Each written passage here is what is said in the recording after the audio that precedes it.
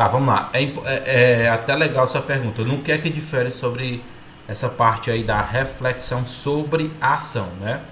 Quando ele está inserido dentro de uma prática esportiva, nós estamos à luz da dimensão do conhecimento aí, reflexão, ação, nós temos uma prática intencional desse aluno, tá? Só que nessa prática intencional do aluno, ele está inserido no contexto da atividade, deixa eu colocar aqui, uma atividade física, tá? De uma maneira intencional, mas apenas como se fosse num aspecto de experimentação também, tá? Às vezes essas próprias dimensões do conteúdo, elas ficam se conversando, tá bom? Tratando especificamente disso aqui, trata-se de um ato intencional, tá bom? Que ele vai conseguir resolver desafios. Aqui nós temos aqui uma capacidade de resolução de desafios, ok? O que difere lá da análise é que agora, em vez de não só resolver, ele vai ter que refletir sobre, entendido? Aqui, essa parte da reflexão sobre a ação é refletir em cima da prática, mas não refletir intencionalmente, direcionado aí para tipo os benefícios do exercício físico. Ele só vai praticar as atividades físicas, os exercícios físicos, tá bom? Só em critério de conhecimento, né? Que ele vai aprender tipo uma nova modalidade. Ele vai adequar seus interesses. Se aquela atividade não interessa, a primeira coisa que esse aluno faz, ele logo abandona a atividade, tá? Aqui é uma capacidade de análise um pouco mais acurada, tá? Quando a gente entra nessa parte aqui da análise, ele vai não só ver a modalidade no todo que ele participou, mas agora ele tem que entender as características, tipo do corpo dele, no funcionamento daquela atividade, entendido? É tipo assim, nós temos lá a ação, uma reflexão sobre a ação, mas não tão aprofundada, e na análise agora ele tem que, deixa eu ver só a palavra mais adequada, é tipo se aprofundar mais, de uma maneira mais especializada naquilo que ele está realizando, tá? É tipo, ele joga o futsal, mas agora ele tem que entender o que é um sistema tático, para que serve esse sistema tático, no que é que esse sistema tático vai favorecer ele na equipe, tá? Dentro do jogo ou a sua equipe, e também as vantagens e desvantagens. Ele vai ter que ter agora uma capacidade de análise um pouco mais ampla. Por que é que eu disse que às vezes essas dimensões elas se interconversam, né? Imagina como se fosse essa reflexão sobre a ação, um contato inicial, onde ele pratica uma atividade e ele reflete, só que ele não vai refletir de uma maneira tão específica. A partir tanto do desenvolvimento cognitivo, né, que ele vai ter um aprendizado maior sobre aquela modalidade, a gente entra com sistemas mais complexos, tá?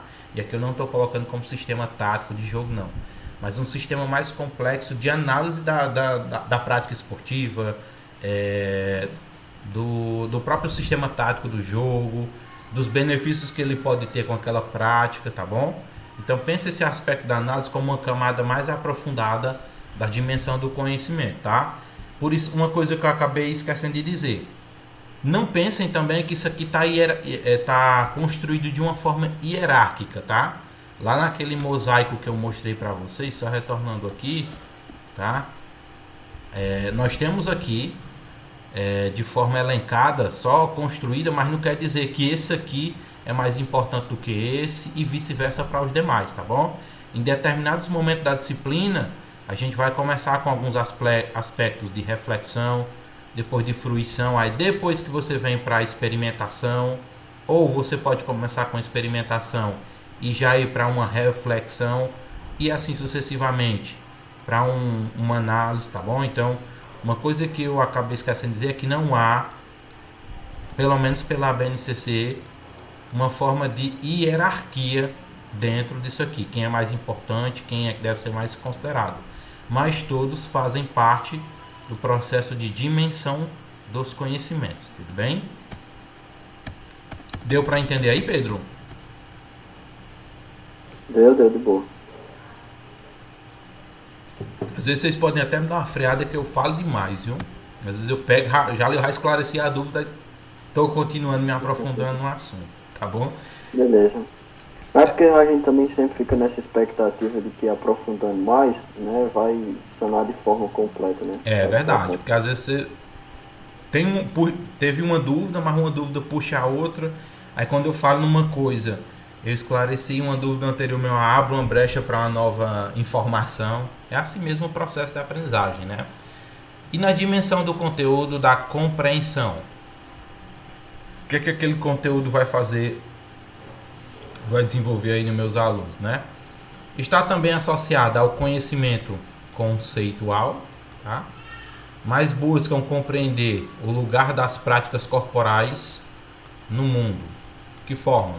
Está relacionada a temas que permitem aos estudantes interpretar as manifestações da cultura corporal. Sempre a gente vai estar se referindo aqui dentro da BNCC a esse termo, tá? O CC, cultura corporal, ou às vezes CCM, que é cultura corporal de movimento, em relação às dimensões éticas e estéticas, a época, a sociedade que as gerou e as modificou, as razões, né, da sua produção e transformação e a vinculação local e nacional, vinculação local, nacional e global, tá bom? Então, isso daqui, essa parte da compreensão daquela modalidade, daquela informação, tá dentro, tá bem específico aqui de uma forma conceitual, né? Como aqui a gente já tem.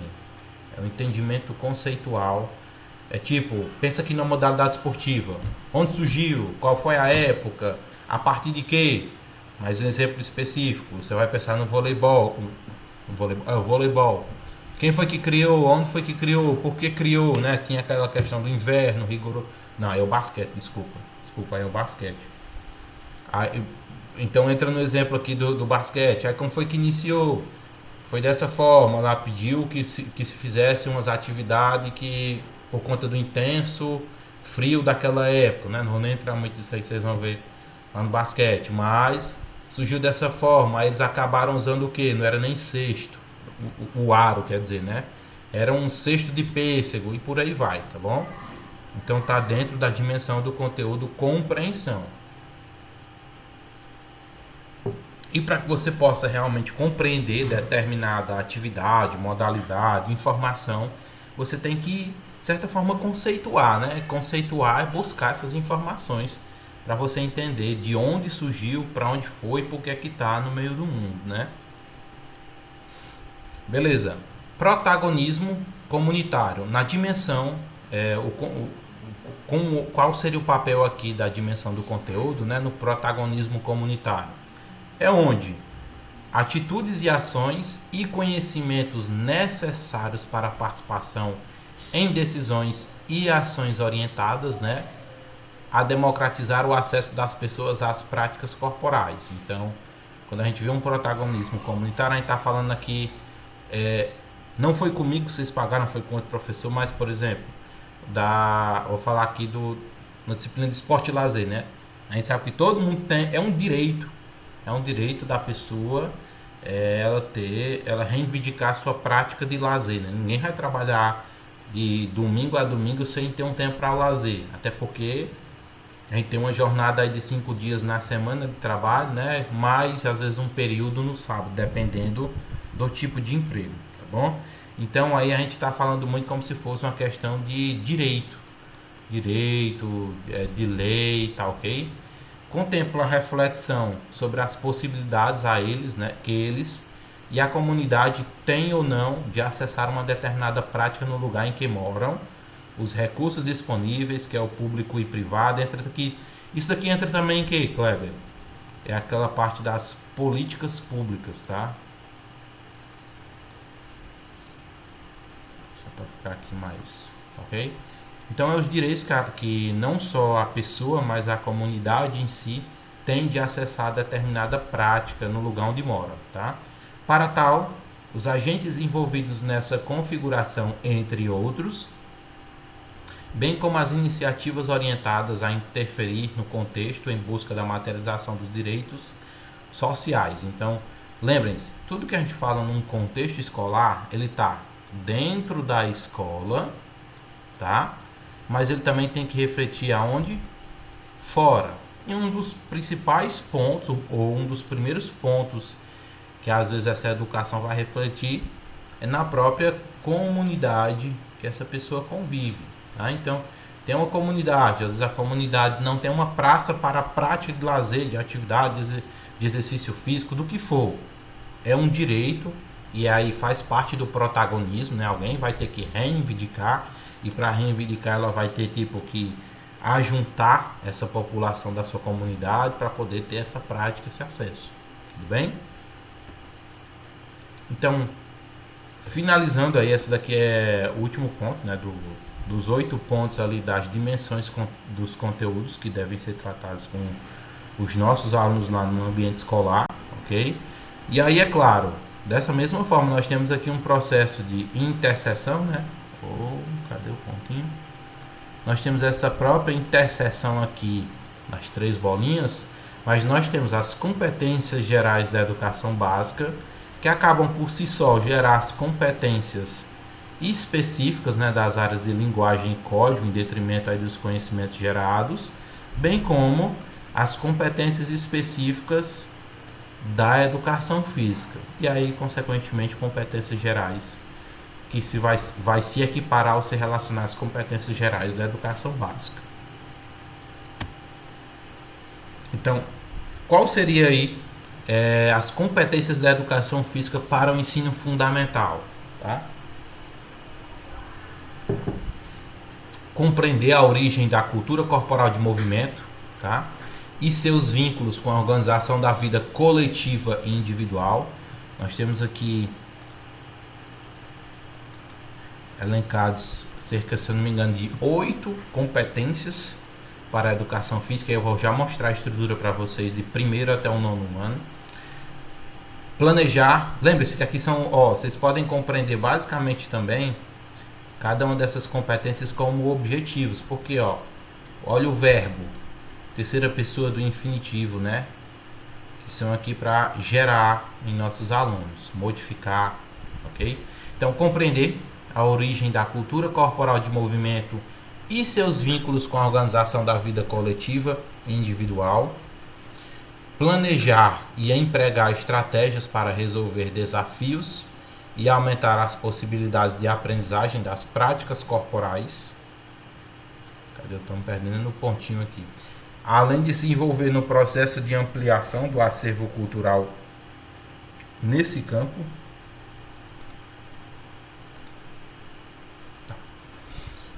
Refletir criticamente sobre as relações entre a realização das práticas corporais e os processos de saúde e doença, inclusive no contexto das atividades laborais, aquelas que fogem da obrigatoriedade, tá? Fora do campo escolar, tá bom? No dia a dia dele.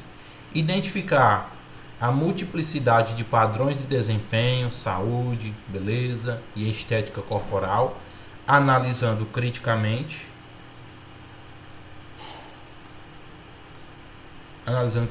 os modelos disseminados na mídia e discutir posturas consumistas e preconceituosas, tá bom? Mais uma das competências da educação física, identificar as formas de produção dos preconceitos, compreender seus efeitos e combater posicionamentos discriminatórios em relação às práticas corporais e aos seus participantes, tá? Competência 6. Interpretar e recriar os valores, os sentidos e os significados atribuídos às diferentes práticas corporais, bem como aos sujeitos que delas participam. Reconhecer, competência 7 da educação física, reconhecer as práticas corporais como elementos constitutivos da identidade cultural dos povos e grupos. Tá? Competência 8. Usufruir das práticas corporais de forma autônoma para potencializar o envolvimento em contextos de lazer, ampliar as redes de sociabilidade e a promoção de saúde. Competência 9 da educação física, voltada para o ensino fundamental. Reconhecer o acesso às práticas corporais como um direito do cidadão, propondo e produzindo alternativas para sua realização no contexto comunitário. 10ª, experimentar, desfrutar, apreciar e criar diferentes brincadeiras, jogos, danças, ginásticas, esportes, lutas e práticas corporais de aventura, valorizando o trabalho coletivo e o protagonismo, tá bom? Então, essas aí são as 10 competências, tá? Mais uma vez, só fazendo uma releitura, vocês podem interpretar essas competências como objetivos a serem desenvolvidos ao longo do ensino fundamental com os nossos alunos, tá bom? E aí, é claro, em resumo, se fosse para resumir, é para que a gente possa criar um aluno crítico. De que forma? Em todas as facetas, seja socialmente, fisicamente, mentalmente, tá? Para que ele possa discutir cada uma dessas informações. É um dos maiores problemas. São aqueles alunos que chegam ao final do ensino fundamental e não é um aluno crítico. Ele não sabe criticar, ele não sabe apreciar, ele não sabe experimentar, tá bom? Deixa eu só ver aqui se tem alguém. Não, se quer alguém pedindo para entrar. Não, tá tudo ok. Tá, então é o aluno crítico que hoje em dia deveria ser formado no ensino fundamental e na maioria das vezes nós não temos, né? Que é aquele aluno que sai da escola sem saber reivindicar nada dos direitos dele, nem sem saber nem as possibilidades que ele tem dentro da escola e fora da escola, tá? E aí, como é que a BNCC organiza isso? Esse quadro eu coloquei aqui, mas eu vou estar colocando para vocês mais um documento, quem quiser ver de uma forma ampliada ou com resolução menor, que eu retirei lá da BNCC, seria assim, as unidades temáticas, nós temos aqui, né, as unidades temáticas, nós temos os objetos de conhecimento, nós temos aqui para primeiro e segundo ano, terceiro ao quinto ano, tá? Não vamos deter lendo muito isso aqui não, porque a gente já falou. Então, quais seriam as unidades temáticas a serem trabalhadas? Brincadeiras e jogos, esportes, ginásticas, danças, lutas e práticas corporais para os dois, tá? De primeiro ao quinto ano. Qual a principal diferença? É com relação aos objetos de conhecimento, tá? Isso aqui se alastra para os demais. Dentro do conteúdo aqui... bom dia, viu? Bom dia. Só estava olhando para ver se era alguma dúvida. Então, dentro da unidade temática, jogos e brincadeiras, quais seriam os objetos de conhecimento para o primeiro e segundo ano? Brincadeiras e jogos da cultura corporal presentes no contexto comunitário e regional. E para o terceiro e quinto ano, de terceiro ao quinto? Brincadeiras e jogos populares do Brasil e do mundo e brincadeiras e jogos de matriz indígena e africana, tá? Então, toda a BNCC está organizada dessa forma aqui. Esportes. O que é que os alunos de primeiro e segundo ano vão ver? Os esportes de marca e os esportes de precisão. E às vezes fica mais a critério do professor organizar isso aí, tá bom? E cada uma tem uma característica diferente. De terceiro ao quinto, esportes de campo e taco, esportes de rede e parede e esportes de invasão, tá? Nas ginásticas, os alunos de primeiro ao segundo, como objeto de conhecimento seria a ginástica geral. De terceiro ao quinto, também a ginástica geral, tá? E as danças?